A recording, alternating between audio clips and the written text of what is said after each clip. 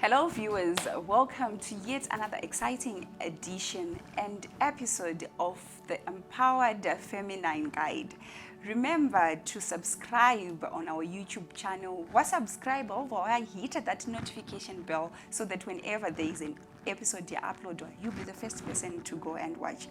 Like us on Facebook, follow us, share our content with others so that others can learn. Hi Tari, how are you? I'm good, thanks, Nifa. How are you feeling? I'm feeling excited. It's always a pleasure.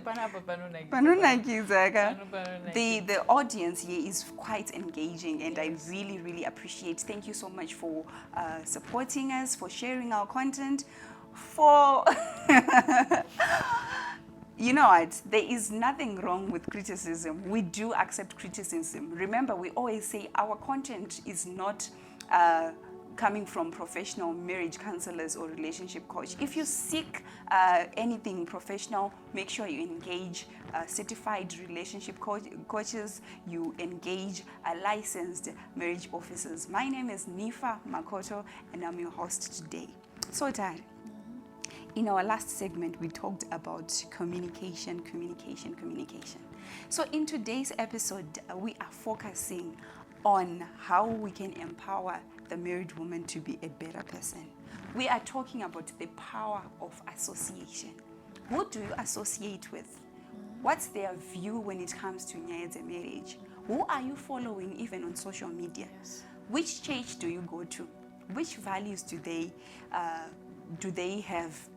Do they tally with your goals as a married couple, as a married woman? The power of association can either break or make your marriage. Tar. Yes. Association yakaoma. Ndakambonzwa another powerful author achiti, kana my friends ako ari 5 mafools, I always know that you are the 6th one. Yes. Chero usingazvizive nini automatically, how are you associating with 5 fools? Birds of the same feathers. Yes, you tend to flock together. Saka association ine simba. You are what you listen to. You are what you think. You are what you see. So unotovhurira maziso ako chezvo zvino affect your perception.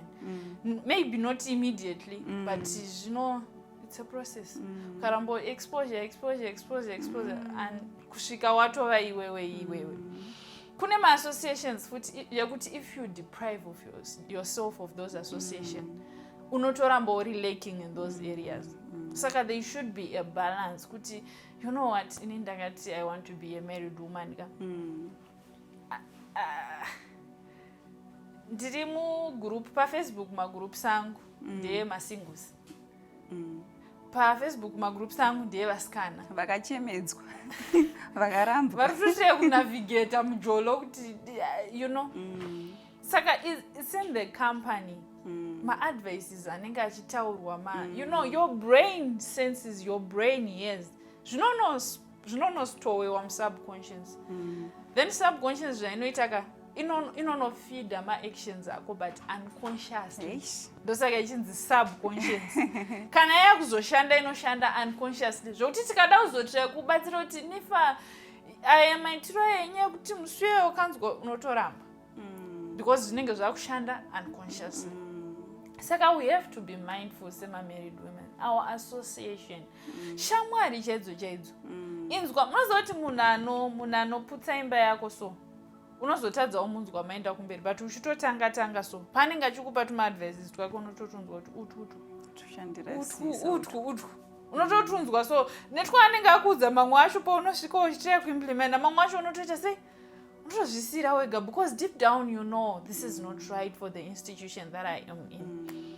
Social media content chaiyo. Yaunozvi-expose. These things are very real. Inini ndinofarira ma-movies. I'm always on Netflix. Unozoti every movie ine vibe. Ndine time yekuti ndoona ma-series especially. Saka paunoona series inenge rakati rebei. You spend, unogonoita kana almost half a month uchiona series. Ndinotopinda mumudu yacho, especially yema-main actors. Kana ari munhu ari, you get the vibe, you catch the vibe. saka ngatisakechaikechai mavibes asingaenderani nemainstitutions atiri kutozvitsvagira chaizvo kutoziva kuti zvazvishande zvoona henyu ona henyu nini They say by beholding you become. By beholding you become. So we are talking not only about growth in the marriage space. We are talking about association of women who are growing financially. Yes. Women who are growing spiritually. Women who are excelling in terms of their career. Yes.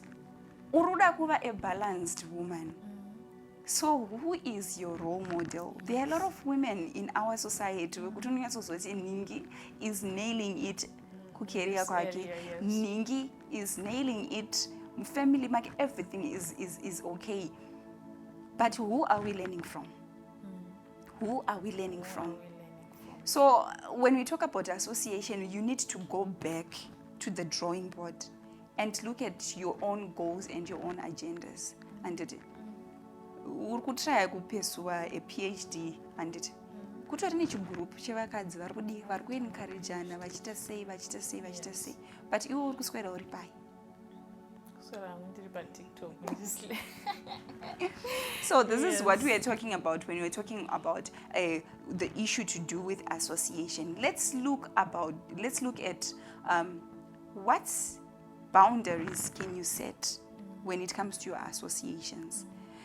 Yes, uri shamwari yangu. Yes, muri sisi vangu. Yes, we are colleagues. But as a married woman who wants to excel in every area of their lives, how do we set boundaries then? My boundaries without being arrogant. Yes, without being arrogant. Yes. Of course. My boundaries ekutotanga chaiwo ndekugona marriage inoshanda zviri nani ikachengetedzwa from vanhu. Okay. Kune vakadzi vekuti whoever comes they will know kuti murume wake akadai, they will know kuti murume wake akazodai musi unosvika pazvazodai, zvinobvisa chiremerera chemhuri yako. Saka you catch those vibes kakushorwa kaikai kakutarisirwa pasi kanouya kaikai unokabatawo futi. Pawangofanira kudzokera wasimbiswa wakudzokera utori more negative. Saka you then have to discern your information. Know who is going to help you with what. Okay, is there a way of categorizing? Okay, because you should learn to speak out, air out my issues on what you face. So how exactly do I pick these issues? I can divulge them to someone. Ndomira. How do we categorize that?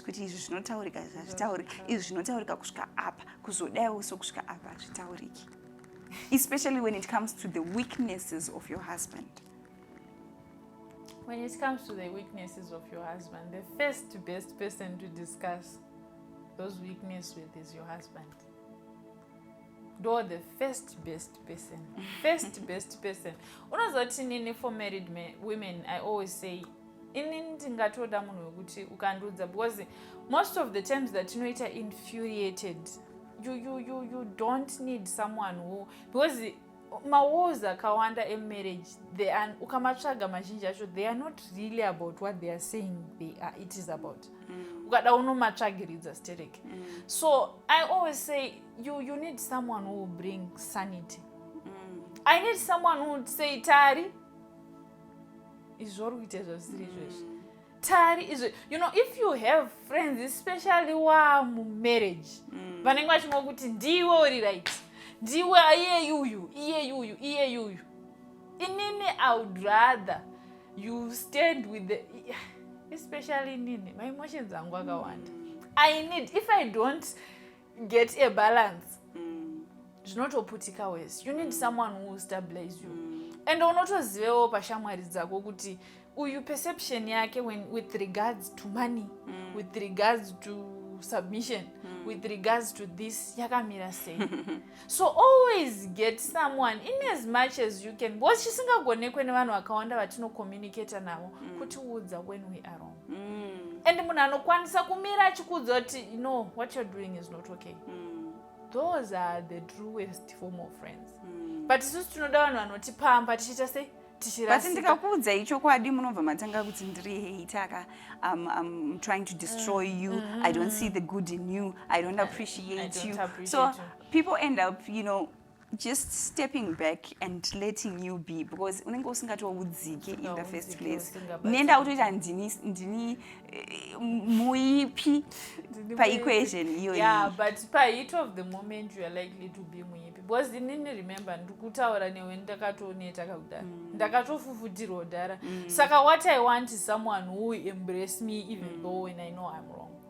Saka, it's even a greater step to say, you know what, I can give you the hug that you want, but I'm not going to stop telling you that you are wrong on this one. Ndokuudza uri pachipfuva uchichema uchiita sei. But vakawanda, especially vakadzi, tinosimbisana zvinhu zvisina basa. Tinokurudzirana zvinhu zvisina basa, tinokurudzirana kuita rebellious wives. What I've also noticed is kuma associations uku. People are not honest, Tar. Yes. One person will tell you, kana atodai so, and unomudai, anokujairira stereki. But they are not applying the same advice in their own marriages, in their own careers. They are avasikuita izvozvo zvavari kukuudza izvozvo. Iwo ndowato-experiment. Iwo ndowato-experiment yekuti unosvika uchiti ndakatosvika ndikati muchipanana tuma-updates muchiita sei. And you know what, there is this trend iri kutoramba ichiitika, you know, yamashamwari ari kuzopedzisira atorerana maspouses acho. Zviri kutoitika paground chaipo achiuya achikudzoti kunyepa hererere wenononyararidza murume wako kusaidi. So panyaya dzeassociation we really need to pray for the spirit of discernment. Tsvaga munhu anokuvaka, unoziva vanhu vanovaka vanonzwika, someone who gives you a challenge. Someone ukaona munhu anongoflowa with, there is a wrong with that person. There's something wrong. Because grow as individuals in our comfort zone. It's not grow when we are challenged, when we are put under pressure. Sikokona uine munhu anokachimwa kuti ndizvozvo iwewe ndiori right, iwewe ndiwegone musoro marriage. Handisi hangu, handisi kuti vanhu vaende vanosiyana neshamwari dzavo. I'm just saying you have to discern. Pane vamwe vanhu vamaisa mulife menyu vamafamba navo parebesa zvokuti kuzongodai hazvichaite. But iwewo newisdom kutonamata cheko ngochitombotaura zvespirituality. We are not prayerful. We are not religious in our religions as women. Tiri kungopfeka religion for the face of it, kuti vanhu vangoti, but we are not making it personal, because you find that the more spiritual you become, the more wiser you become, the more discerning you become. Everything becomes easy. Even my advice is that you find those things more religion. All right, so let's talk about the groups. There are a lot of groups in this era. Pane group rinotedza mabridal shower essay. Pane group rinoenda kuma live bands ese, pane group rinoita zvema-prayers, pane group rinoita zve-entrepreneurship, ma-rounds emagrocery, ma-rounds ekutenga mota, all those things. Vakadzi, we are sort of vulnerable. Tikangoona patadzirwa mbijana, takutokutura, takutorudunuka zvese, takutotaura. Let's talk about how we can be able to be these people vekuti unonzwisa kuti panapa takaunganira round remagrocery, nothing more. Panapa tikuti tiende kuma-bridal shower, iwo ma-bridal shower acho ada kuti achiita sei achilimitwa, so that we are not people wekuti nhasi ndiri kugroup rakati ndataura zvekumba kwangu, next time ndiri kwakati kupera. Exactly. How do we separate those emotions? And then I was thinking, Tari, we are not making our spouses our best friend. Yes. saka kana usina kuita spouse yako best friend by nature tinoda kukutura saka uri kukuturira kunani. Yes, yeah, that is a very powerful point. Ngatidevelopei mafriendships nemapartners edu. Ndiko kuwandirwa ikoku tiri kuzoita busy mulife muno. Kana vanhu vakazomboita busy ka generation inoi we are busy, very busy for anything. Hatina zvatiri kukwanisa kuita. Temu yekuteererana chaiyo favorite color yangu chaicho unoziva here kuti chinondichemedza chii unozviziva here chinondifadza chii unozviziva. We are not even spending time together. Maspouses mashoma, mapartners mashoma ekuti unoona achitoenjoya kuspenda time vese vachitoita sei. Munhu anenge achingotsvaga boys, munhu anenge achingotsvaga girl. Shamwari, pane imwe yandakazonzwa manje kuti magifts aya valentines, birthdays, etc. ari kuitwa zvavo nemaassistant, masecretary kumabasa uko. Iwo ugofara uchifunga kuti baba vandirangarira. Nyamba atopiwa reminder. Kuti vale yakusvika. I'm not saying it's bad as such, but I'm just thinking, does it speak of love? It doesn't. Kawani, birthday rangu kawani pagore, and then you have to be reminded, kuma 4-4, secretary akuti amuna kuzo akunonota ingoitenga zvaunoona iwewe zvinoita. Yes. How are we? Yes. Friendship nemaspouses edu inoda kutowedzerwa chaiko.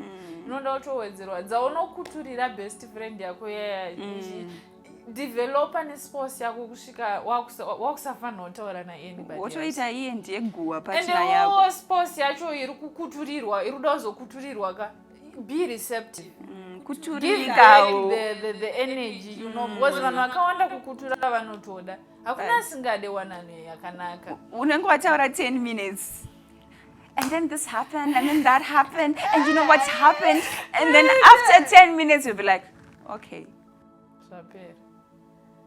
You're expecting saka mazoita say papa paita say saka munhu anozongoti muno mutongosvika toti maswera sei taswera maswera kwanguri sei kubasa kwanguri right uya kutoenda kukichen uyatopa foni yake akutobaya foni yake kana kuti akutoona namba yakutoita zvaari kuita. All right, then I want to touch on the women who are doing associations anotanga aine intention yakanaka, making more money, building houses, whatnot. Vozosvika pastage yekuti vakuputika nekubudirira. Vobva vatanga kuudzana futi kuti haungaudzirwe chinhu nemunhu iwe uri wakavaka imba iyaiya. When is the sign to, what is the sign yekuti chimhanya chitiza? Of course makaita development to a certain extent, but chimhanya apasisiri safe apa.